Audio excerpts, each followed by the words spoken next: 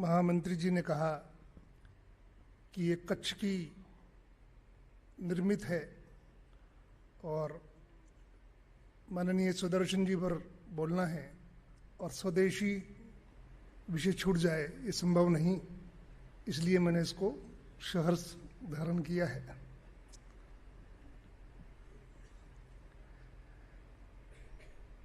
सभागार में उपस्थित सज्जन वृंद, माता भगिनी, हमारे मार्गदर्शक भैया जोशी, भारतीय विचार मंच के पदाधिकारीगण, 2012 में पूजनीय सुदर्शन जी का अंतिम संस्कार चल रहा था। बहुत लोग भेंट वार्ता के लिए, दर्शन करने के लिए, श्रद्धांजलि अर्पित करने के लिए आ रहे थे। उनके साथ 2 सुरक्षाकर्मी रहे, एक तत्काल साथ थे, एक रिटायर हो गए थे, सीआईएसएफ के थे। एक को स्वाभाविक आना था क्योंकि वो अंतिम समय तक साथ थे, और एक निवृत्ति के बाद श्रद्धांजलि सभा में आए। किसी ने पूछा कि भाई आप तो वही हैं, आप तो सेवानिवृत्त हो गए थे। तो उनका उत्तर कि मैं सेवानिवृत्त हुआ हूं, सुदर्शन जी से निवृत्त कभी नहीं हो सकता। दूसरा जो तत्काल थे, उनसे पूछा गया आपकी भावनाएं क्या हैं? उन्होंने कहा कि अब नौकरी करने का आनंद समाप्त हो गया। तो हम समझ सकते हैं कि कितने सहज, कितने सरल। आप जानते ही हैं, प्रबुद्ध जन हैं, कि कांस्टेबल या हेड कांस्टेबल लेवल के अधिकारी रहे होंगे। सुदर्शन जी दायित्व, पढ़ना लिखना, बीटेक किया था, कर्नाटक का परिवार था, मध्य प्रदेश रहे, रायपुर में जन्म हुआ, बीई किया, तो प्रतिभा के धनी, असंख्य पुस्तकों को जिन्होंने हृदयंगम किया, भारत की जितनी भाषाएं हैं उन सब से लगभग परिचय था। ऐसे व्यक्तित्व पर अपने साथ के जो कर्मचारी थे उनसे कितने सरल थे। बहुत दृढ़ व्यक्तित्व था। 54 में प्रचारक बने, 1954 में, और प्रचारक बनने के बाद मैंने बताया बी किया था उन्होंने जबलपुर से। प्रचारक बनने के बाद स्वाध्याय, पढ़ना लिखना और साथ साथ संघ की शाखा पर परिश्रम वो बराबर था। वो अखिल भारतीय बौद्धिक प्रमुख भी रहे और अखिल भारतीय शारीरिक प्रमुख भी रहे। ऐसे दोनों दायित्व संघ में सामान्यतः कम देखने में आते हैं। और दोनों के साथ जो उनके साथ समय व्यतीत किए हैं, बहुत लोग बैठे होंगे, उन्हें ध्यान में है कि दोनों में आपको देखकर ऐसा लगेगा वो बौद्धिक प्रमुख के लिए ही जन्मे थे। जब शारीरिक प्रमुख बने तो ऐसा लगेगा शारीरिक प्रमुख के लिए ही जन्मे थे। इतने परफेक्शन थी, इतनी निपुणता थी। 70 के दशक में संघ में ये विषय आया कि जूडो कराटे शाखाओं पर होना चाहिए, तो ये ध्यान में आ गया जूडो कराटे होना चाहिए। तो जूडो कराटे, भारतीय परंपरा का जूडो कराटे क्या? तो केरल में कल्लरी है और एक गुरुजी हैं काशी के अंदर, वो सिखाते हैं भारतीय परंपरा का जूडो कराटे। जहां तक मेरे ध्यान में है 45 वर्ष की आयु हो चुकी होगी उनकी, 40 से प्लस तो थे ही। ऐसे 7-8 कार्यकर्ताओं ने स्वयं कराटे सीखे। पार्श्वस्ती ध्यान होगा बहुत लोगों को। और कराटे स्वयं सीखने के बाद तब जाकर संघ में उनको उतारा। योग विषय आया। योग विषय भी संघ में योगासन पहले से था, सूर्य नमस्कार पहले से था, बहुत आरंभ से था, परंतु योग का जो वृहत रूप है, प्राणायाम है, ध्यान है, ये सब विषय स्वयं सीखे, उनके विषयों की इतनी गहराई में चले गए कि जो विषय के जानकार लोग थे वो भी अचंभित हो जाते थे उनको ज्ञान को देखकर। और सब संग में उन्होंने प्रस्तुत किए। घोष के जानकार थे, मेरा व्यक्तिगत अनुभव है। हापुड़ में शिक्षा वर्ग था, घोष का वादन चल रहा था, मेरे पास विजडम था, वो शायद गलत बच गया थोड़ा सा। मंचासीन थे वो, मंच हो गया, कार्यक्रम हो गया, मंच के बाद आए घोष वाले, स्थिर रहना, खड़े रहे। और जब तक हम लोगों ने 16-17 बार लगातार रिपीटेडली उन्होंने अभ्यास कराया, जब तक बिल्कुल परफेक्ट नहीं हो गए तब तक हटे नहीं। ऐसी स्थिति उनकी थी। और ये विषयों की स्थिति भी ऐसी थी, हर विषय को इसी तरह से लेना। ये पानी की बोतल है, अगर आप पानी दे देंगे उनको, सुदर्शन जी को, ऐसी बोतल में, तो पता है बहुत लोगों ने डांट खाई होगी कि ये क्या कर दिया। और यदि पानी का गिलास भरकर भी दे दिया तो भी पूरा 3 या 4 मिनट का लेक्चर सुनना पड़ता था कि पानी भरकर क्यों लाए, क्या भोजन के साथ पूरा पानी पी पाएगा आदमी, आधा पानी व्यस्त जाएगा, आधा पानी ये बनने में कितनी क्या क्या लगता है, गवर्नमेंट का इतना पानी स्टोरेज होगा, उसका सफाई होगी, उसमें ये डलेगा वो डलेगा, पूरा बताते थे। जीवन भर मनुष्य को सबक मिल जाया करता था कि सुदर्शन जी आए, या अपने जीवन में भी हमेशा जरूरत भर का पानी ही लेकर बैठना चाहिए, अनावश्यक जल का दुरुपयोग नहीं करना। ऐसी जैसी मैं कहानी आपको सुना रहा हूं, ऐसी असंख्य कहानियां उनके जीवन में थी। हमारे ध्यान में है अमृत वचन, सुभाषित। हम तो खैर इतने तज्ञ नहीं हैं, हम तो संघ की परंपरा के अनुसार यहां खड़े हैं, पर उनके पास सुभाषित सुनते तो इंग्लिश कोटेशंस, संस्कृत की, हिंदी की उक्तियां लगातार बोलते जाते थे। वो अध्ययन बहुत गहरा था। और संघ में भी चाहते थे वो प्रत्येक स्वयंसेवक बड़े महापुरुषों के वाक्यों को उद्धृत करना सीखे, कोटेशंस को कोट करना सीखे। और इसलिए बौद्धिक पुस्तिका लाए, अमृत वचन, उसके अंदर सुभाषित, उनकी परंपरा थी, बौद्धिक प्रमुख थे, शुरू किया। इतना ही नहीं, सिख, जैन, मुस्लिम, ईसाई, बौद्ध, सब समाजों में उनके कार्यकाल में 2000 से 2009 रहे, सब संवाद शुरू हुए।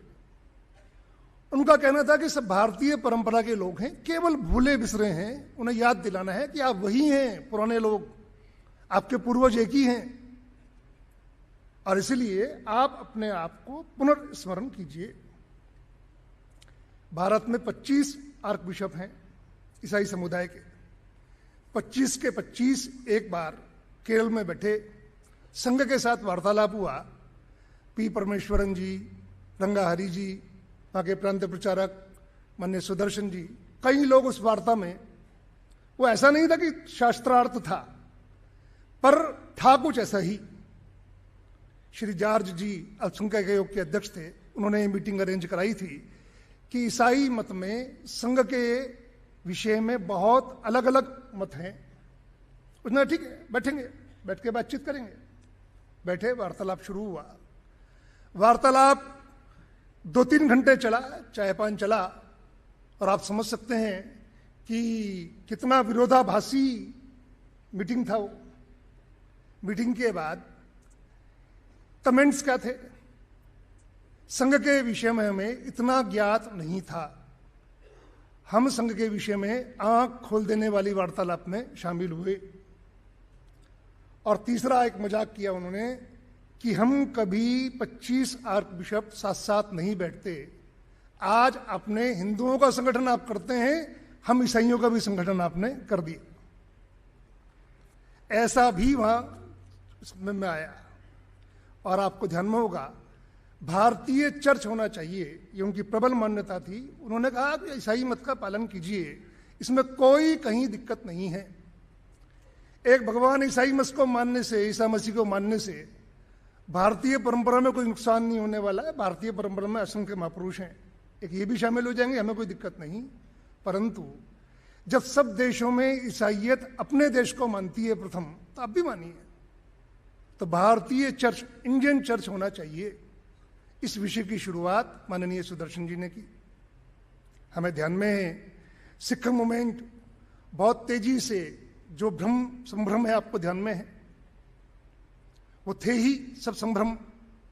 परंतु उन्होंने चंडीगढ़, मेरा सौभाग्य है उस बैठक में मैं शामिल था, बहुत बड़ी मात्रा में सिख बुद्धिजीवी बुलाए गए थे और उन्होंने विषय प्रस्तुत किया कि सिख धर्म को हमने, संविधान ने ही मान्यता दे दी है, हम भी मान्यता दे ही रहे हैं, परंतु वो मूल परंपरा क्या है, उसके और आख्यान कितने हैं, निर्मले कौन है, क्या गुरु नानक देव जी की परंपरा थी, दशम गुरु ने खालसा पंथ की नींव रखी, इतने गुरुओं की वाणी गुरु ग्रंथ साहब के अंदर है, वो सब विषय इतनी गहराई से प्रस्तुत किए कि मैं उस सभागार में मौजूद था, तो मेरे साथ एक सिख सज्जन बैठे हुए थे, बड़े स्कॉलर थे वो, तो वो अपने साथी से बता रहे थे, मैं सुन रहा था कि जितना ये बता रहा है, दस रहा है, मतलब पंजाबी में बोला, इतना तो हमारे कोई ग्रंथी बता पाएंगे, इसमें शक है।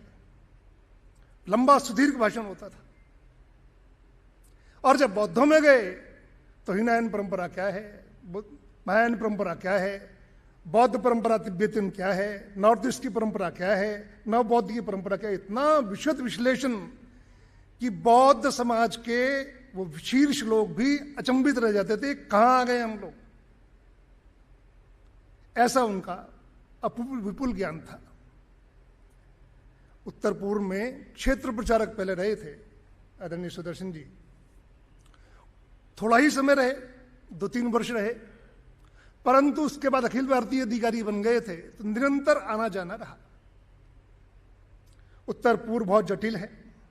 असम का तो नाम ही असम इसलिए है कि सम नहीं है, वो अकेला राज्य है जो 8-8 राज्यों से मिलता है, हमारे ध्यान में है। तो बंगाल भी उनके साथ था, उड़ीसा भी साथ था, और सब प्रॉब्लम वाले स्टेट थे, सब में सेपरेटिज्म आंदोलन चल रहा था। आज मणिपुर बंद है, आज मिजोरम बंद है, आज नागालैंड बंद है, ये ध्यान में ही था हमारे। उन्होंने सारी स्थिति का विश्लेषण किया, बहुत जल्दी समझ लिया कि नॉर्थ ईस्ट को इस तरह नहीं देखा जाना चाहिए।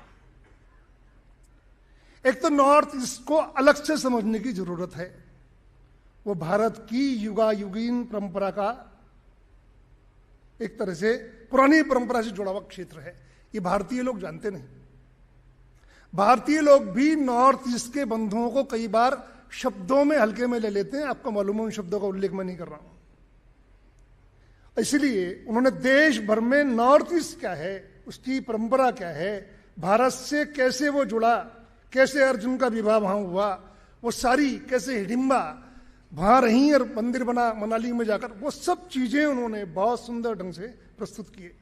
पूरा मैप लेकर समझाते थे, बारीक नोक वाली सिलाई से लेकर, वो ये नॉर्थ ईस्ट है, ये चिकन नेक है, ये सिक्किम है। हमें ध्यान में ही है, क्षमा सहित, कि जैसे हम में से बहुत सारे लोग भी होंगे, पर मैप में कहाँ मिजोरम है, कहाँ मणिपुर है, कहाँ अरुणाचल है, कहाँ सिक्किम है, कहाँ नागालैंड है, ये जानकारी थोड़ा सा क्षमा सहित। पर सुदर्शन जी इसी बात को पहले स्वयंसेवक समझें, कार्यकर्ता समझें, नॉर्थ ईस्ट को जानो अपना देश का हिस्सा है, और साथ साथ इस अलगाववादी आंदोलनों का जवाब क्या है, तो वहां की स्थानीय परंपराओं, प्राचीन परंपराओं को निकालना, ये सब किया।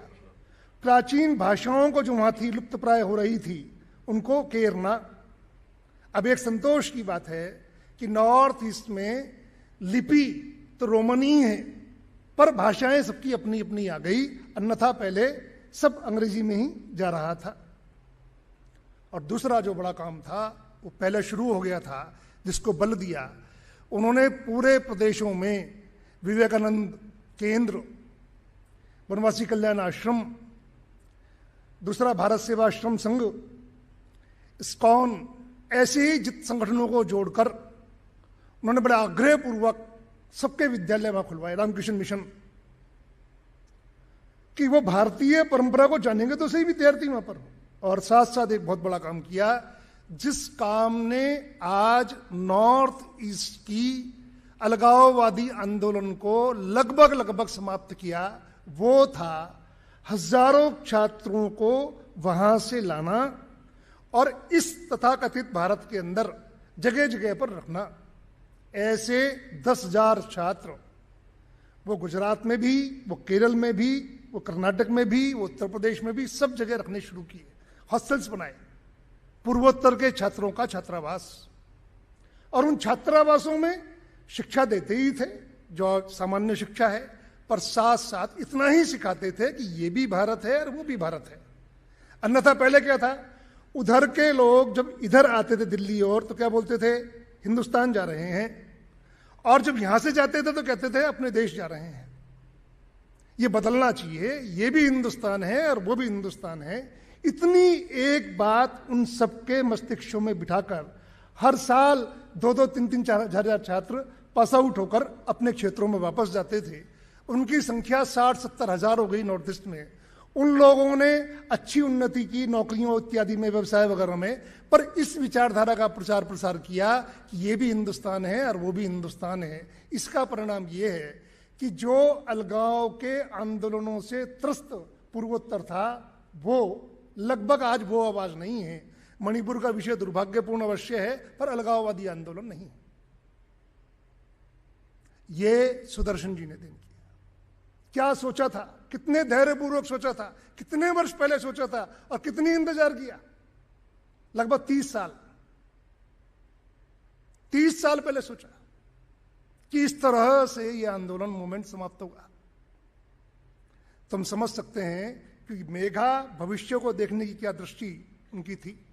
और इस सब में जो शब्द हैं यहां पर व्यापक, सबको अप्रोच किया, बिना उन्होंने कि संघ के संगठन, स्वयंसेवकों द्वारा चलाए जाने वाले संगठन, इतना ही नहीं, समाज की जो भी सज्जन शक्तियां हैं, जो भी नॉर्थ ईस्ट में काम कर सकने वाली शक्तियां हैं, उन सबको अप्रोच किया, सबसे मिले। और हमारे ध्यान में है कि जैसे ही वो सरसंघ चालक बने 2000 में, 2001 में हमारे ध्यान है एक हादसा हुआ त्रिपुरा में। हमारे 4 लोगों को नक्सलाइट्स ने उठा लिया था। 2 गृहस्थी क्या करता थे, 2 प्रचारक थे, आपको ध्यान में है। दुर्दैव से वो बलिदानी हो गए। बहुत बड़ा धक्का था, क्योंकि बहुत लंबे समय बाद ऐसा हुआ। अन्यथा नक्सलाइट मूवमेंट का विरोध करने में स्वयंसेवक और संघ के स्वयंसेवकों पर प्राणघातक हमले होते रहे हैं, परंतु बहुत लंबे समय के बाद था। एक नई चर्चा शुरू हो गई, और उस सारे विषय को भी, नक्सलवादी गतिविधियों को किस तरह देखा जाना चाहिए, इसके अंदर कौन हमारे फेवरेबल लोग हैं, कौन हमारे सपोर्टर हैं, कौन कौन सी शक्तियां हैं, उस सबको उन्होंने बातचीत करना शुरू किया। ऐसे वो व्यक्तित्व रहे। और इस सब में जिस तरह उन्होंने खुला दिल करके सिख समुदायों से आमने सामने बात की, मुस्लिम समुदायों से आमने सामने बात की, जैन परंपरा के जितनी विधाएं हैं, अनुव्रत है, दिगंबर है, श्वेतांबर है, श्रृंगारी हैं, सब जितनी परंपराएं थी, सब परंपराओं के संतों से जाके बात किया। उनका व्यापक परिचय इसमें रहते था। ऐसे अपने सुदर्शन जी रहे। सरलता, सहजता और स्वयंसेवक के मन के प्रश्न, आम जन के मन गोष्ठी जिस तरह हो रही है, हम तो आपको बहुत समय नहीं देंगे प्रश्न उत्तर का, पर वो देते थे। वक्तव्य कम और लंबा प्रश्न उत्तर। फिर प्रश्न उत्तर के उत्तर देने में जब तक आपके चेहरे, आपकी हाव भाव से ऐसा नहीं लगेगा कि आप संतुष्ट हो गए, तब तक वो उत्तर देते थे। मेघा थी, प्रतिभा थी। 9 वर्ष संगठन चलाया, बहुत कुशाग्र तरीके से। और जो वर्तमान सरसंघ चालक हैं वो उस समय सरकारवा थे। हमारी परंपरा में सरकारवा एग्जीक्यूशन करते हैं, सारा क्रियान्वयन करते हैं बातों का। सरसंघ चालक सब चीजों पर दृष्टि रखते हैं, नेतृत्व देते हैं, दिशा देते हैं। माननीय शेषाद्रि जी रहे, कल जब बौद्धिक हुआ उससे पूर्व माननीय शेषाद्रि जी रहे, वर्षों तक ऐसी परंपरा अपनी रही। हमारे ध्यान में है उस समय 2 आंदोलन बहुत विशेष हुए। एक तो संघ की 75वीं जयंती हो गई थी, तो क्या करना चाहिए? तो राष्ट्र जागरण अभियान करना चाहिए। संघ के विषय पूर्व सरसंघ चालकों ने महिला विषय पर जो बोला, विद्यार्थी विषय पर जो बोला, देश की समस्याओं पर जो बोला, उनकी छोटी छोटी बुकलेट बनाई और हम घर घर गए, जगह जगह भाषण दिए। ये लगभग ये मानिए 2001-2002 में पूरा चला। 2000 में 2001 में राष्ट्र जागरण अभियान। और उसके पश्चात एक विशेष अभियान उनके नेतृत्व में हुआ, वो था गुरुजी की जन्म शताब्दी 2006-07। ये बड़ा व्यापक था। मैं विभाग प्रचारक था, तो एक विषय आया सामाजिक सद्भाव बैठक, ये करनी है। हम इलझ जाते थे अपने अधिकारियों से, क्या बोला है सामाजिक सद्भाव बैठक, क्या बता रहे हैं आप, क्या विषय है ये? सामाजिक सद्भाव बैठक करनी है।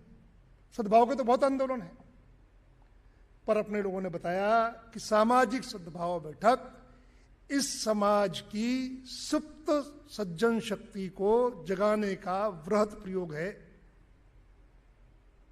कैसे है, कौन लाने हैं? तो पहले मोटा मोटी लाने हैं भारत का फर्स्ट भिन्न भिन्न जातियों के प्रमुखों को उस बैठक में उनके स्तर के हिसाब से लाना। राज्य स्तर के हैं तो राज्य पे बैठक करना, जिला स्तर के हैं तो जिला स्तर पे बैठक करना, खंड स्तर के हैं, ब्लॉक स्तर के हैं तो ब्लॉक स्तर पे बैठक करना। साथ साथ अलग से कुछ और सज्जनों को जोड़िए। और सज्जन कौन है? तो हमारे देश में साधु संतों की बड़ी परंपरा है। हमारे ध्यान में है कि 2011 की जनगणना में जब आप देखेंगे तो लगभग 35 वर्ष से अधिक के 0.5% लोग शादीशुदा नहीं हैं, एकदम सन्यासी नहीं है, पर अनुमानतः उस समय 35 लाख के लगभग सन्यासी थे देश में, जो स्टैटिस्टिकल डिपार्टमेंट ने बताया। कितनी बड़ी शक्ति है, हर गांव में 4 के हिसाब से, 5 के हिसाब से। तो ये सज्जन शक्ति है, इनको बैठकों में आमंत्रित कीजिए। दूसरा एनजीओ है, समविचारी एनजीओ हो सकते हैं। कितने एनजीओ हैं? लगभग 6 लाख से अधिक देश में रजिस्टर्ड एनजीओ हैं। उस क्षेत्र में काम करने वाले एनजीओ के प्रमुखों को बुलाइए। और साथ साथ भारत के अंदर यहां पर भिन्न भिन्न मत हैं, भिन्न भिन्न समुदाय हैं, भिन्न भिन्न धार्मिक उपासनाएं हैं, ऐसे धार्मिक संगठनों को बुलाइए। और धार्मिक संगठन इतने बड़ी शक्ति है ये कि भारतीय समाज का किसी ने सीधा पीएचडी तो नहीं किया है, पर मोटा मोटा अध्ययन ये है 70% वयस्क लोग भारत में किसी ना किसी धार्मिक समुदाय से जुड़े हैं। इसीलिए उनको बुलाइए। सज्जनता के उनके अंदर बहुत वृहत गुण रहते हैं, उन्हें बुलाइए। और इस सामाजिक सद्भाव बैठक में सामाजिक संगठनों को बुलाइए। और साथ साथ ऐसे बहुत मंदिर हैं, बहुत सारे तीर्थ स्थान हैं, उनके प्रमुखों को बुलाइए। और साथ साथ ऐसे रामलीला कमेटियां हैं, ऐसे उत्सव समितियां हैं। अगर उत्सव समितियों की बात करें तो बंगाल में शायद कोलकाता महानगर में ही महानगर में लगभग 5000 से अधिक उत्सव समितियां होंगी जो दुर्गा पूजा का उत्सव करती हैं। तो ये बहुत व्यापक दायरा हो गया। अगर सही से सामाजिक सद्भाव बैठक का विश्लेषण किया जाए तो भारतीय समाज का 70-80% प्रतिनिधित्व एक बैठक में संभव है। ये उन्होंने कहा। सामाजिक सद्भाव बैठक कीजिए। हम सब लगे और सब इतना सुंदर हुआ, वो बहुत अद्भुत कार्यक्रम रहा। ऐसे बहुत लगभग 90% ऐसे लोग उन बैठकों में आए जो हमारे विचारों के भी और हमारे सीधे संपर्क के फोल्ड से बहुत बाहर थे। बहुत सफल श्री गुरुजी जन्म शताब्दी आंदोलन रहा। उसमें लगभग हम सब लोग संपर्क किए, बड़ी पहुंच संघ की आगे बढ़ी। अभी तक जैसे कल बताया, किसी भी मोमेंट में 2.25 लाख गांव तक शिला पूजन में गए थे। राष्ट्र जागरण अभियान में ये संख्या 2.5 लाख से अधिक हो गई थी, और अब ये संख्या ये 3 लाख से भी अधिक हो गई थी। गांव गांव में संपर्क किया। ये संपर्क करने के बाद सामाजिक सद्भाव बैठकों पर दृष्टि गई और ये फिर विषय आगे बढ़ गया। हमारे ध्यान में है कि 2009 तक सरसंघ चालक रहे और उसके बाद जो उनके साथ सहायक थे, सरकारवा थे, डॉक्टर मोहन राव भागवत, वो सरसंघ चालक बने। सरसंघ चालक बनने के बाद जैसा उन्होंने जोशी जी ने बताया, हमारे ध्यान में रहे कि कोई भी चीज, कोई भी मूल विचार संघ में बदला नहीं है। जो डॉक्टर हेडगेवार ने कहा वैसा ही परम पूज्य गुरुजी ने कहा, जो परम पूज्य गुरुजी ने किया वैसा ही लगभग बाला साहब ने कहा। बस इतना ही है, अंदाज सबका अलग अलग है। वो कविता है ना, अंदाजे बयां हर एक का अपना अपना है, ऐसा ही है लगभग। बस अपने अपने ढंग से किया और उस समय की देश काल परिस्थिति के अनुसार ध्यान में रखते हुए किया।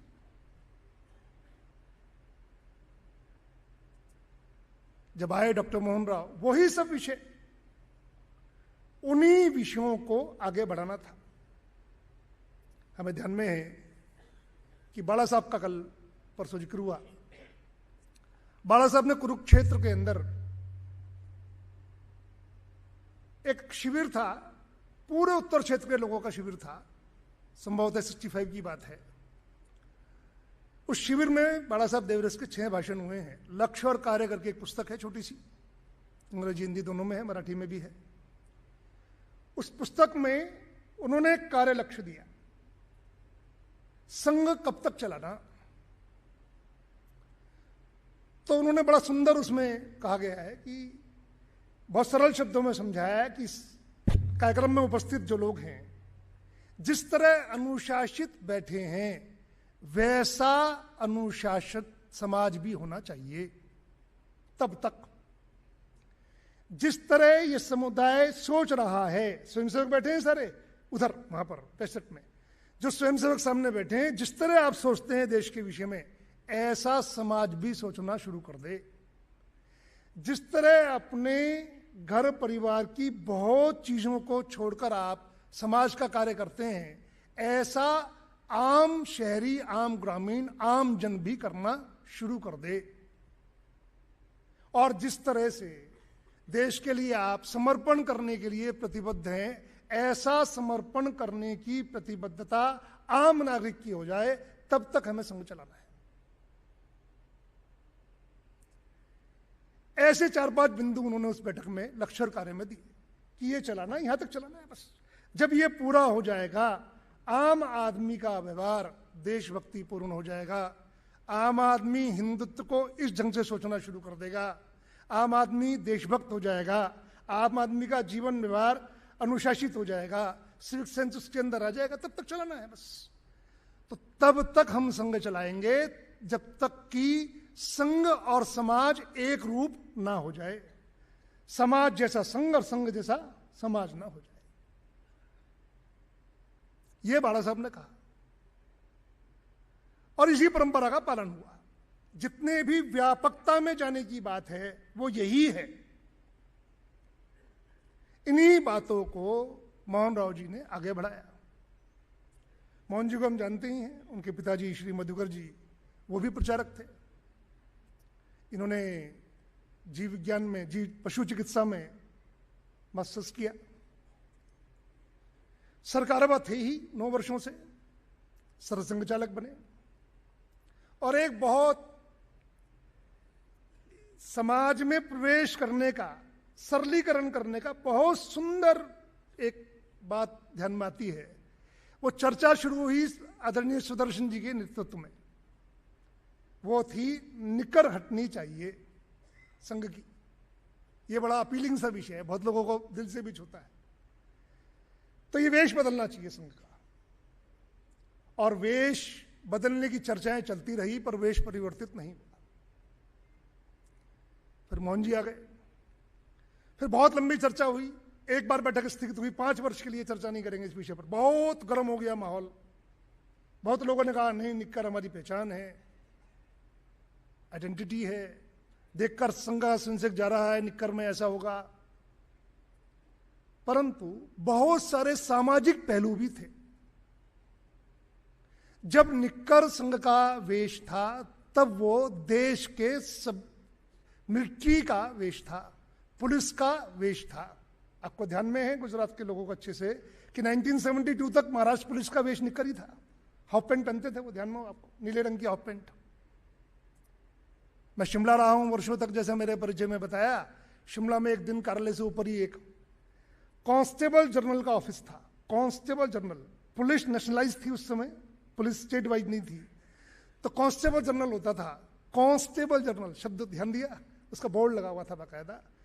तो हम उसके ऑफिस में चले गए एक बार देखने के लिए, शिमला में जब नया नया गया। तो खाकी निक्कर में, कलफ लगी खाकी निक्कर में, खाकी शर्ट में कांस्टेबल जनरल का बेंच लगा हुआ अधिकारी था। आपने शहीद पिक्चर देखी होगी, सैंडर्स किस वेश में था?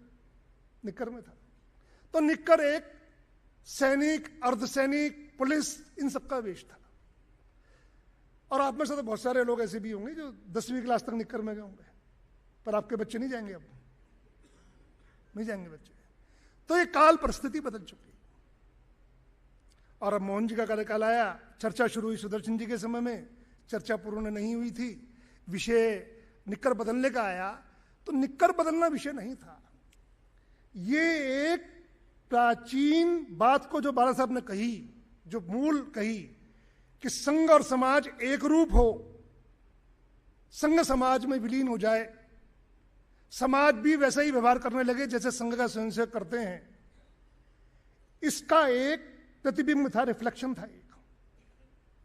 और इसीलिए जब एक स्वयंसेवक ने खड़े होकर बोला, बहुत बड़ी सभा थी, कि निक्कर हमारी पहचान है, तो मोहन राव ने कहा कि नहीं, हमारे स्वयंसेवक का समाज में व्यवहार हमारी पहचान होना चाहिए, निक्कर हमारी पहचान नहीं है।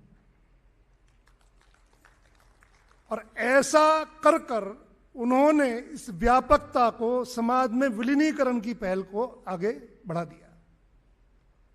और पैंट लिया, हालांकि पैंट भी अंग्रेजी वेश है, परंतु ये सरल वेश है। भारत के हर गांव में, 6 लाख से अधिक गांव में 2-2 टेलर आपको पैंट सिलने वाले मिल जाएंगे, हर आदमी के सहज अप्रोच में वो वेश बनाया। जूते पहले लॉन्ग बूट थे, फिर सरलीकरण हुआ, फिर अब सामान्य कपड़े के जूते भी पहन सकते हैं काले रंग के आप। ये सब उसी बात का, उसी विचार का प्रकटीकरण है कि हम समाज जैसे ही हो रहे हैं। हमारी आइडेंटिटी हो गई, पहचान हो गई। 70-80 वर्षों में हमारी पहचान हो गई। हम हिंदुत्वनिष्ठ हैं, देशभक्त हैं, समर्पित लोगों का समूह है। इतना बड़ा समूह हो गया, वो सब हो गया। अब एक कदम आगे, एक स्टेप आगे। ये बड़ी बात थी, ये मोहन जी के कार्यकाल में। आदरणीय भैया जी उस सब के साक्षी हैं। वो गरम गरम चर्चाएं उनके समय में ही हुई। ऐसा वो कार्यकाल रहा। उसी समय आपके ध्यान हो, विवेकानंद जी की 150वीं शताब्दी वर्ष आया, शारदशदी। उससे पहले एक मूवमेंट और आया था। मूवमेंट क्या था कि एक सन्यासी कर्नाटक के हैं, उन्होंने कहा कि गांव पर आप कुछ काम कीजिए। हमारे लोगों ने कहा भाई गांव पर तो काम किया ही है। आजादी के तुरंत बाद 2 करोड़ हस्ताक्षर गौवध रुकना चाहिए, इस पक्ष में किए ही हैं संसदों ने। पश्चात उसके 76 में दोबारा आंदोलन किया। वो आंदोलन दुखद समाप्ति हुई। उस आंदोलन पर गोलियां चली, बहुत दुखद रहा वो सब जानते ही हैं आप लोग। 2 आंदोलन हम कर चुके हैं, परंतु आप कहते हैं तो विश्व मंगल गौग्राम यात्रा आपके बहुत सारे लोगों को ध्यान में होगा, देश भर में गति किया। गौ रक्षा क्यों होनी चाहिए, गौ के गुण क्या हैं, गौ क्यों आवश्यक है, गौ की आवश्यकता इस देश को क्यों है, गौवध होने से नुकसान क्या है, वो सब चीजें बहुत अच्छे ढंग से पूरे भारतवर्ष में सभी ने मिलकर आगे बढ़ाई। उसका इंपैक्ट क्या हुआ, उसका प्रभाव क्या हुआ? उसका प्रभाव यह हुआ कि देश में 5000 से अधिक गौशालाएं उसके पश्चात खुली। उसका प्रभाव ये हुआ कि आज ब्रांडेड गांव के दूध हैं। गांव का दूध मुझे बहुत अच्छी तरह ध्यान है, पश्चिम उत्तर प्रदेश का रहने वाला हूं, हमारी भी हरियाणा जैसी दूध की धरती मानी जाती है, परंतु हमने भी शुरू से ही भैंस का दूध पिया। हमारे माता पिता ऐसा बोलते थे, गाय का दूध होता है कोई, किधर है उसमें दूध में, भैंस का पियो, तगड़े बनोगे। परंतु आज स्थिति क्या है, गांव का दूध एक मान्यता मिल गई। आज गांव के दूध के गुणों के व्याख्याता हमसे अधिक बहुत लोग हैं। आज गांव के विषय में संभाषण करने वाले गौ कथा शुरू हो गई जी देश में। ये सब व्यापक आंदोलन आए, ये एक कदम और था और आगे बढ़ने का, कि जो सामाजिक विषय हैं, धार्मिक विषय हैं, उनके विषयों पर भी समाज में जागरण हो। जो आम आस्था के विषय हैं उन पर भी जागरण हो। और इसके साथ ही स्वामी विवेकानंद जी की 150वीं जयंती का अवसर आया। स्वामी विवेकानंद का हिंदुत्व, उनका विश्व भर में प्रचार प्रसार हम जानते ही हैं, उसके विषय में कहने की आवश्यकता नहीं है, वो बृहत पूरा अपने आप में मामला है। तो विवेकानंद सार्धशती के कार्यक्रम करने हैं। जब हमें संकल्पना बताई गई बैठकों में, तो मुझे अच्छी तरह ध्यान में है, मैं सेवा प्रांत प्रचारक हो गया था, तो हमें लगा कि जितनी बड़ी बात हमारे लोग कर रहे हैं इतनी बड़ी संभव होगी क्या। पर हैरान रह गए हम लोग जब उस विषय के लिए हम गए, वो उनकी तपस्या का परिणाम है, स्वामी विवेकानंद की। 2 करोड़ से अधिक की भागीदारी वाला कार्यक्रम वो हुआ। अब में से बहुत सारे लोग भागीदार रहे होंगे। बहुत सारे भिन्न भिन्न तरह के आंदोलन हुए, सूर्य नमस्कार हुए, दौड़ हुई, सांस्कृतिक कार्यक्रम हुए, बहुत भिन्न तरह के भाषण प्रतियोगिताएं हुई, 2 करोड़ से अधिक भागीदारी, ये सब हुआ। और इससे आगे हमारे ध्यान में है कि सब कुछ चीजें संघ में प्रस्तावित की गई। जैसे पहले सेवा विभाग आया, प्रचार विभाग आया, संपर्क विभाग आया। अब उन चीजों में भी 2-2, 3-3 स्टेप आगे चले गए। सेवा विभाग मतलब, सेवा विभाग में आज वो अम्ब्रेला ऑर्गेनाइजेशन है, एक संरक्षण करता है। 2000 से अधिक संगठन जुड़े हैं सेवा भारती के साथ। और सेवा भारती ने कभी ये नहीं कहा कि हम ही करेंगे सब कुछ। ये तो हमारी संकल्पना पहले दिन से नहीं है, हम ही करेंगे सब कुछ। हम कुछ करके दिखाएंगे, फिर समाज उसको स्वीकार कर ले, फिर सब कुछ समाज करे। और इसलिए सेवा संस्थाओं को जोड़कर सेवा भारती ने बड़े आयोजन किए। तो सेवा भारती के साथ 2 से 3 हजार संस्थाएं आज संबद्ध हैं, और उनका काम भी बहुत बड़ा है। संस्थाओं द्वारा संचालित लगभग 2 लाख से अधिक काम है सेवा के, हमारे ध्यान में है। वो सब विषय का आयाम बढ़ गया। प्रचार विभाग, जैसे कल अतुल जी ने बताया, जागरण पत्रिका 5 लाख से अधिक गांवों में चली गई, हर राज्य में विश्व संवाद केंद्र है। और भी अधिक, सब पत्रकारों से वार्ता, प्रेस वार्ता नहीं, जहां जा रहे हैं वहीं निर्देशित हुआ, सरकारों में भी जा रहे हैं, उस राज्य के बड़े मूर्धन्य पत्रकारों के साथ अनौपचारिक वार्ता करते हैं, संघ की बातें परस्पर शेयर करते हैं। प्रेस के लोगों से मिलना, प्रेस कॉन्फ्रेंस नहीं, वो तो अलग इशू, वो तो होता ही है, परंतु मिलना भी, अपनी बात का रखना, पक्ष रखना। अन्यथा एक समय ऐसा था कि संघ विचार को अथवा हिंदुत्व के विचार को, राष्ट्रीयता की बात को नकारते थे, पर धीरे धीरे धीरे धीरे स्वीकारना भी शुरू किया है, यह आपने सबने देखा है। और संपर्क विभाग को बहुत सिस्टमेटिक बनाया। पूरे देश के ऐसे लोग जो कला, साहित्य, अभिनय, कुछ भी किसी भी विधा में खिलाड़ी, जो टॉप के लोग हैं, ऐसे 3-4 हजार लोग, उन सबसे मिलने की व्यवस्था। राज्यों में जो मूर्धन्य लोग हैं उनसे मिलने की व्यवस्था, जिलों में जो मूर्धन्य लोग हैं उनसे मिलने की व्यवस्था, बल्कि और तो और नगर गांव में भी जो मूर्धन्य लोग हैं उनसे मिलने की व्यवस्था। और जिनके पास संघ नहीं पहुंचा उनके पास संघ पहुंचे, इतना व्यापक संपर्क विभाग को बनाया गया। और स्थिति ये तक है कि सरसंघ चालक स्वयं देश के उन लोगों से निरंतर मिलते हैं जिनके विषय में हमारी आम धारणा है कि वो संघ के पक्ष के लोग नहीं हैं। बहुत सारे नाम बताने उचित नहीं, बहुत सारे अन्य राजनीतिक दलों के लोगों से भी मिलता है। चूंकि हमें अब 100% में जाना है, इसलिए किसी को भी किसी वर्ग को छोड़ना नहीं, सबसे मिलते हैं। और लगभग सरसंघ चालक जी के 100 दिन 100 डेज केवल वो संघ से अलग के लोगों से मिलना जुलना अथवा उनके कार्यक्रमों में शामिल होने में जाते 100 डेज।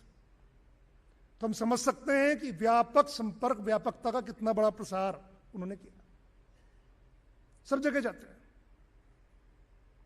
तो तीनों आयामों को प्रचार विभाग, अध्ययन दल बन गए। हर विषय का भारत के अंदर चल रही हर गतिविधि के विषय में आज प्रचार विभाग के पास अध्ययन दल है, अध्ययन समूह है। वो प्रतिदिन रोज चेकिंग करते हैं और तो और विश्व भर में जो भी घटनाएं हो रही हैं, भारत के पक्ष में, विपक्ष में, हिंदुत्व के पक्ष में, विपक्ष में, संघ के पक्ष में, विपक्ष में, हर चीज की मॉनिटरिंग होती है। हर को ट्रैक करते हैं, इलेक्ट्रॉनिक मीडिया को, सोशल मीडिया को, प्रिंट मीडिया को, हर एक को ट्रैक करते हैं। ट्रैक बनकर क्या उत्तर देना है, किसी का उत्तर नहीं देना है, अथवा किसी से फोन पर बात संभव हो सकती है, अथवा किसी तथ्यात्मक गलती पर कोर्ट में जा सकते हैं, वो सब चीजें यथावत प्रचार विभाग में हुई। इससे दायरा कितना व्यापक हो गया। लेखकों की बैठकें हो रही हैं, प्रकाशकों की बैठकें हो रही हैं। हमारे विरोधी हैं पक्के वाले, पर हम उन्हें आमंत्रित करें, आइए ना, बैठिए, आप समझिए, जानिए, कोई चूक हो रही है तो बताइए। ये सब करते हैं और आते हैं।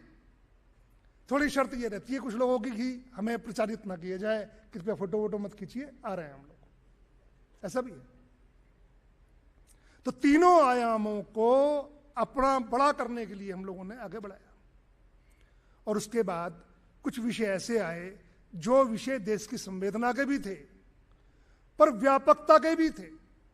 कुछ गतिविधियां लाई गई संघ में,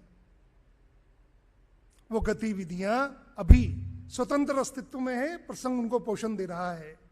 हमारे ध्यान में है पर्यावरण, बहुत तेजी से पिछले दिनों चर्चा का विषय है, कई वर्षों से लगातार ग्लोबल वार्मिंग के कारण, वो सबको ध्यान में है। और इस बार 2025 में तो बच्चे बच्चे को मालूम चल गया कि पर्यावरण असंतुलन का परिणाम क्या है। विश्व की 8 अरब की आबादी है, तो कम से कम 5 अरब को तो मालूम चली गया है कि स्थितियां कितनी भयावह होने वाली है अगर ऐसे ही चलता रहा। तो पर्यावरण गतिविधि को लाया और इतना ही किया कि हमें पर्यावरण का अपने से शुरुआत करनी है, संघ के संशय को, संघ के कार्यकर्ता को, और पर्यावरण में काम करने वाले लोगों सबको जोड़ना है। और उसका परिणाम है, अभी दिल्ली में अभी चल रहा है पैरेलल, हमारे देश भर में नदियों पर काम करने वाले लोगों का एक 3 दिन से सेमिनार चल रहा है। आप कभी नेट पर देखिए, आप वो कौन सा मंडपम है, उसमें चल रहा है, उसमें सब है, हमारे लोग भी हैं। हमने ये ध्यान रखा कि इसके विषय पर काम करने वाले लोग, जितने लोग काम कर रहे हैं, उनसे हम निवेदन करेंगे कि हमारे मतभेद संघ के विचार के विषय में हो सकते हैं। पर्यावरण पे आप भी काम कर रहे हैं, पर्यावरण पे हम भी काम कर रहे हैं, तो मतभेद की इस विषय पर साथ आइए, बाकी छोड़ दीजिए, आप मत मानिए बाकी चीजों को। पर्यावरण में तो शुद्ध है ना, मानिए इन विषयों को। तो ऐसा ही पर्यावरण और हमारे ध्यान में है समरसता, इसका विषय कर लिया बहुत अच्छे से। इस विषय पर काम, और इसके साथ साथ हमारे ध्यान में है बहुत, कल शेखर जोशी, शेखर शुक्ला जी आए थे, कल आए थे, पद्मश्री शेखर, ये नाम है ना, तुषार शुक्ला जी। तो मुझे बताया संघ चालक जी ने कि वो बहुत परिवारों की संवेदनाओं के विषय में गुजरात के सबसे बड़े हस्ताक्षर वही हैं। उनके वीडियो देखे हमने कल बैठकर, कल यहां थे मंच पर। तो कुटुंब प्रबोधन, जिस संवेदना को वो कह रहे हैं, उस संवेदना को हमारे कार्यकर्ताओं ने जाना, माना, और उस बात को अब आगे बढ़ाया गया है। तो अगले वर्षों में कुटुंब प्रबोधन ये गतिविधि लाई, आगे तो चलेगी ही चलेगी। गौ सेवा हमारा पहले से ही है, उसके विषय में मैंने उल्लेख किया ही है। और ग्रामों का विकास होना चाहिए। ग्रामों के महत्व को हम समझें, जानें, इसलिए मॉडल गांव खड़े करना, ये काम भी गतिविधि में आरंभ पहले से ही था, बहुत तेजी से इसका 2000 के बाद विकास हुआ और गतिविधि आई। हमारे ध्यान में है, सामाजिक सद्भाव को गतिविधि के रूप में ले लिया, स्थायी आधार बना दिया, हमेशा करते रहिए। इसके बाद ये सब गतिविधि आने के बाद इसी बीच एक मूवमेंट और आया, कोरोना काल आया। कोरोना काल में एक सुखद अनुभव हम लोगों को हुआ। कोरोना काल आया, ये दुखद प्रसंग है, पर सुखद मैंने इसलिए किया कि देश के आम जन ने जो भी समर्थ था और जितनी उसकी सामर्थ्य थी, उसने अपने आप को हर कुछ देने की कोशिश कोरोना काल में की। अभी तक समाज के लिए कुछ करने की भावनाएं संघ और बहुत कम संगठनों को थी, पर कोरोना काल में शायद हमारे प्रयासों के परे जाकर लाखों लोगों ने कोरोना काल में सेवा कार्य की। ये सुखद था। हम ऐसा मान सकते हैं कि संघ ने समाज में किसी भी आपत्ति में काम करना जो धीरे धीरे सिखाना शुरू किया, वो समाज ने मान लिया, भले ही संघ का नाम हुआ अथवा नहीं हुआ। और आपको ध्यान हो, पूज्य मोहन राव का उद्बोधन हुआ था, हमारे ध्यान में है। कोरोना काल भी निकला और कोरोना काल में एक और विषय आ गया। वो विषय बड़ा आश्चर्यजनक था। बड़ी व्यवस्थाओं पर प्रतिबंध लगे हुए थे, बड़ी सभाओं पर, तो अपने सरकारवा मैंने भैया जी, सरसंघ चालक जी, सब लोग, पूरी टीम हर क्षेत्र में गई। विषय प्रस्तुत हुआ कि जन्मभूमि का विषय ये हो गया है, सब क्लियर हो गया है सब कुछ, अब मंदिर निर्माण होना है और निर्माण के लिए राशि संग्रह होनी है। राशि संग्रह होनी है तो सभी स्वयंसेवकों को इसमें अपना योगदान और अपने बाद समाज का योगदान कराना चाहिए। तो मैं क्षेत्र प्रचारक था, मुझे याद है पहली बैठक में हमने तो सुना, पर सुनने के बाद जब हमने क्षेत्र के कार्यकर्ताओं की बैठक किया तो बैठक करते ही प्रश्न आ गए, साहब आप समझते नहीं, आप प्रचारकों को सुन के, आपको मालूम है व्यापार की स्थिति क्या है, आपको मालूम है धंधे चल रहे नहीं चल रहे, आपको मालूम है 6-6 महीने से सब बंद पड़ा है, आपको मालूम है टर्नओवर नहीं है, सारे टैक्सेस तो सारे है ही, खर्चे और हो गए उल्टे, कौन पैसे देगा। ये सब प्रश्न आए। कार्यकर्ताओं को समझाया गया कि भाई थोड़ा राम पे विश्वास रखो, थोड़ा संगठन पे विश्वास रखो और थोड़ा अपने पे विश्वास रखो, और फिर बढ़ो आगे, देखें क्या होता है।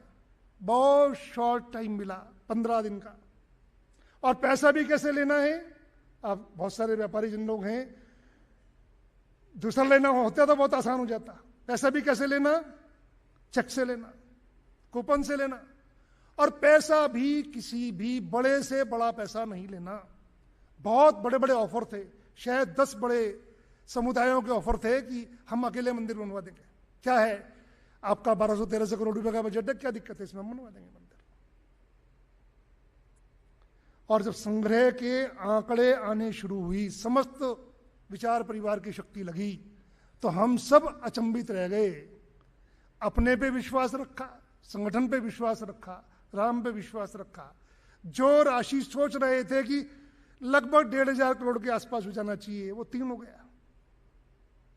और 3 ही नहीं हुआ तो विदेश में जो भक्तों ने किया वो अलग था, क्योंकि सर्टिफिकेशन नहीं हुआ था तो आई नहीं राशि, बाद में आई वो। और इसके बाद ऑफर्स की भरमार थी, ये ले लीजिए, ये ले लीजिए, ये ले लीजिए। उस कुछ दिनों में लगातार अयोध्या जाना हुआ, तो आदरणीय चंपत राय जी, जो विश्व हिंदू परिषद के ट्रस्टी भी हैं, सचिव भी हैं, उन्हीं के पास सब कुछ था। उनके फोन हमेशा खड़खड़ाते रहते थे, ये ले लीजिए, द्वार हम बना देंगे, ताले हम बना देंगे, सफेदी हम करा देंगे, लैंडस्केपिंग हम करा देंगे, फलाना हम करा देंगे, ठिकाना हम करा देंगे, दुनिया भर के। वो ना ना ना ना करते रहे कि नहीं नहीं, ट्रस्ट ने तय किया है कि इन 3 संस्थाओं को काम दिया है, इनकी देखरेख में दिया है, वही करेंगे, उसके अलावा किसी की सेवा हम नहीं लेंगे, सारे ही जितना खर्च होगा वो चेक से देंगे। चूंकि जन जन का ये है, तो ये बिल्कुल पारदर्शी होना चाहिए। और इसीलिए उस काम में 12 करोड़ अब तक के समस्त संघ परिवार ने इतने वर्षों में जितनी गतिविधि की हैं, उन सब का ये वृहद रूप था। 12 करोड़ परिवार, उनसे ये राशि आई। 12 करोड़, 12 पंजे 60, यानी भारत की लगभग आधी आबादी किसी न किसी माध्यम से इसमें भागीदार हो गई। ये बहुत बड़ी बात थी। और शायद पूरे विश्व भर में पॉलिटिकल पार्टियों में होता है, पर किसी सोशल ऑर्गेनाइजेशन ने इतने 15-20 दिन के समय में इतना बड़ा धन संग्रह किया हो, ये भी। पर ये कैसे संभव हुआ? राम की शक्ति तो है ही, उसके बिना तो कुछ भी संभव नहीं। परंतु ये समाज में व्याप्त होना शुरू किए, समाज में संपर्क का दायरा बढ़ना शुरू हुआ, तो स्वयंसेवक शक्ति कम होने के बावजूद भी इस व्यापकता का एहसास उस समय लोगों को हुआ जब राशि हमने अपने हाथ में देखी। और उस रिकॉर्ड को फिर समाज में फिर दोबारा एक बार हम दोबारा गए कि अक्षत वितरण करना है, और अक्षत वितरण में जाना है, घर घर जाना है। ये आंकड़ा 20 से 22 करोड़ चला गया। और जब ये बात आई कि सब वहां ना जाएं, अपने घर में ही प्राण प्रतिष्ठा को देखें, तब ये आंकड़ा और ज्यादा बढ़ गया। उसके आंकड़े इकट्ठे ही नहीं हो रहे हैं, वो 30-35 करोड़ तक चला गया, 50 करोड़ तक चला गया। एक ही दिन में, एक ही समय पर, एक ही विषय को लेकर होने वाला सबसे विश्व का वृहद कार्यक्रम प्राण प्रतिष्ठा का हो गया। ये सब जितने काम थे, धीरे धीरे धीरे धीरे एक संचालक, दूसरा संचालक, तीसरा संचालक, एक सरकार, दूसरा, तीसरा, टीम, इन सबके कार्य का परिणाम। अब संघ की शक्ति कितनी? लगभग मानिए आप 45 लाख के लगभग संघ के स्वयंसेवक एक तरह से सूचीबद्ध है। क्योंकि सदस्यता तो होती नहीं, पर्ची तो कटती नहीं हमारे यहां। लगभग सब मिलाकर 5 लाख से अधिक लोग दायित्व में नहीं होंगे। 5 लाख लोग दायित्व में होंगे। प्रचारक कितने? सब मिलाकर 4000 प्रचारक। तो ये इतनी बड़ी शक्ति, और इनका परिणाम कितना? अगर आप सोशल इंपैक्ट देखिए इसका, तो आज लगभग संघ के स्वयंसेवक, अब हम जन्म शताब्दी वर्ष में हैं। मोहन जी का कहना है कि 100% तक कीजिए। अब हम 10%, 20%, 30% वाले नहीं हैं। हम संघ के लोगों को 100% समाज हमारा है, पूरा भारत हमारा है, इसमें जाना है। तो 100% में जाने के लिए सब गांवों में संपर्क चाहिए। अभी तक हमारा संपर्क 5.5 लाख गांव में है, अब 6.5 लाख गांव में संपर्क होना चाहिए जन्म शताब्दी के निमित्त। और साथ साथ घरों में जाएंगे हम, तो आप सोचिए, अभी तक हम 20 करोड़ घरों में गए हैं किसी माध्यम से, अब यह आंकड़ा इससे भी आगे जाना चाहिए। जन्म शताब्दी का यह लक्ष्य।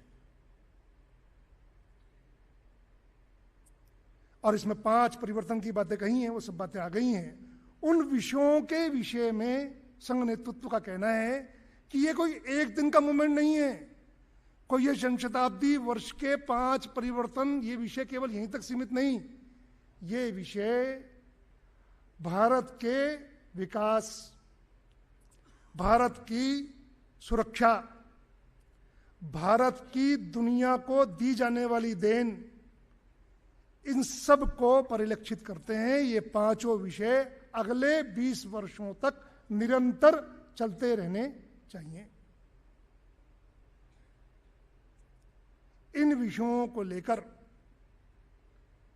संघ नेतृत्व ने जो कहा, उसको अपना धीरे धीरे, हम ऐसे चले थे, धीरे धीरे ऐसे बढ़े, आगे बढ़े, और ये बाहें संघ की अब 100% तक हो गई हैं। तो पीछे जुड़ने की गुंजाइश कितनी है मुझे मालूम नहीं, परंतु पूरा व्रत भारत हमारा है। इस और संघ अब बढ़ गया है। उस सब में आप सभी सहभागी हैं, सभी सहयोगी हैं, सभी का आशीर्वाद है। इन्हीं बातों के साथ विराम देता हूं।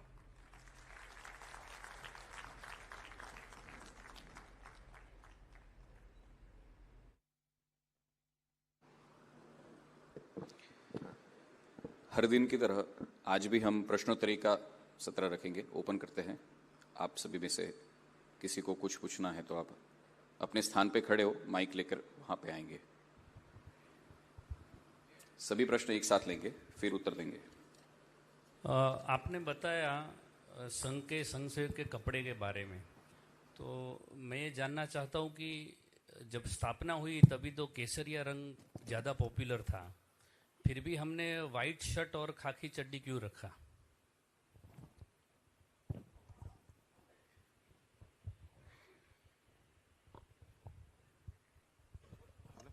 नमस्कार।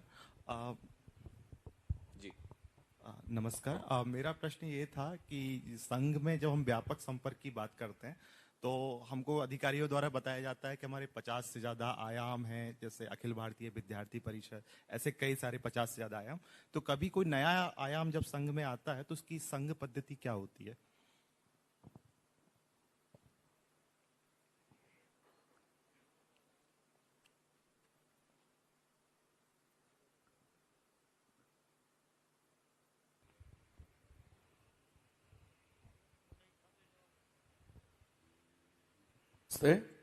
हरीश पंड्या, मैं मीडिया कर्मी हूँ। मेरा एक प्रश्न है कि बहुत सारे राजकीय पक्ष आए, जैसे कांग्रेस में बहुत सारे विभाजन हुए, धार्मिक संगठन जितने हुए उसमें भी विभाजन हुआ, लेकिन संघ में वो क्या है जो आज तक संघ एकजुट है? न उसका ए है न उसका बी है। मान्यवर, आपने बताया कि सुदर्शन जी के समय में सामाजिक समरसता के लिए विशेष प्रयास हुए। अन्य अन्य अनुयायियों, धर्मों के अनुयायियों के साथ बहुत वार्ताएं हुई और वो पुश एक तरह का दिया गया। आज के समय में, भागवत जी के समय में, क्या आप समझते हैं कि वो प्रयास थोड़ा शिथिल हुआ है, या अभी जो वातावरण है उसको देखते हुए इस पर बहुत ज्यादा जोर देने की जरूरत है? ठीक है, बस हाँ। जी, उस समय संकल्पना ऐसी थी गणवेश के विषय पर कि थोड़ा सा अर्धसैनिक संगठन का स्वरूप था। तो उस समय के लोगों ने विचार किया कि जो सैनिक पहनते हैं वैसा स्वरूप दिया जाए, पर वो तुरंत ही ध्यान में आ गया था, इंग्लिश गवर्नमेंट के भी ध्यान में आ गया था। तो उन्होंने कहा कि आप सैनिकों जैसा वेश नहीं कर सकते, तो अपने वेश में बदलाव कीजिए। तो चड्डी रही, परंतु सफेद शर्ट वगैरह आ गई थी। तो इस समय विचार किया था।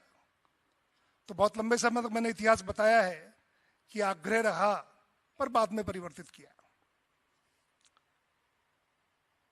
दूसरा, आपने पूछा कि कार्य विभाग, संघ में स्वयंसेवक किसी भी काम, कच्चे काम को शुरू कर दें और शुरू कर कर उसको थोड़ा सा स्थापित कर लें, उसके परिणाम ठीक आने शुरू हो जाएं, तो वो संघ में व्यक्त करता है कि मैंने ये काम शुरू किया है, इसके परिणाम अच्छे आने शुरू हुए हैं, इसको राज्य या अखिल भारतीय स्तर पर आना चाहिए।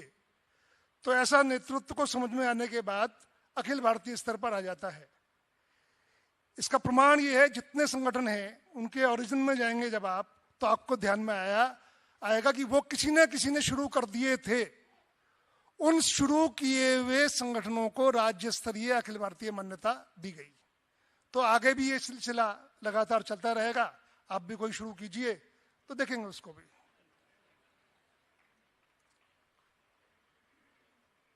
आपने पूछा कि संघ में विभाजन क्यों नहीं हुआ। क्षमा सहित, भैया जी बैठे हैं फिर भी मुझे बोलना पड़ रहा है। संघ में सरसंघ चालकों के विषय में हमने यहां बताया, ये अच्छी बात थी। प्रचारकों के विषय में चर्चा कई बार हो जाती है, पर कितने? 4000। ये संघ नहीं है, ये संघ का बहुत छोटा घटक है। संघ के असली लोग हैं संघ के गृहस्थी का करता, जो गृहस्थी जीवन चलाते हुए, संघ की मान्यताओं को मानते हुए, संघ के काम के लिए, देश के काम के लिए अपना सब कुछ समर्पित कर देते हैं। ऐसे असंख्य लोग हैं। अमृत भाई कड़ीवाला आप जानते ही हैं यहाँ पर, ऐसे हजारों लोग। चूंकि संघ ने व्यक्ति निष्ठा नहीं सिखाई, विचार से प्रेम करना सिखाया, देश से प्रेम करना सिखाया, इसलिए व्यक्ति बदलते चले गए, तो व्यक्तियों के साथ कभी संघ नहीं गया है, इसलिए ऐसा हुआ। जो आपने कहा सुदर्शन जी के कार्यकाल में, मैंने निवेदन किया कि जो डॉक्टर हेडगेवार ने संदेश दिए, सूक्ष्म रूप में दिए, उनको थोड़ा वृहत रूप में और विविध संगठनों के माध्यम से गुरुजी ने बढ़ाया। बाला साहब ने उसको व्यक्त करना शुरू किया और शेष सरसंघ चालकों ने उन्हीं बातों को बढ़ाया। समरसता गतिविधि, जैसे आपने बताया, समरसता गतिविधि को गतिविधि के रूप में मान्यता अपने मोहन जी के समय में ही दी गई। जिस विषय को पूजनीय सुदर्शन जी ने शुरुआत किया, उनको विधिवत संस्थागत मान्यता दी। आज समरसता गतिविधि हमारी गतिविधियों का एक मानद हिस्सा है। तो उन्हीं बातों को आगे बढ़ा रहे हैं। किसी भी चीज को कम ज्यादा संघ के स्वभाव में नहीं है। जिस तरह हम 100% समाज में जाना चाहते हैं, तो जितने विषय बताए ये भी 100% ही चाहते हैं हम लोग। धन्यवाद।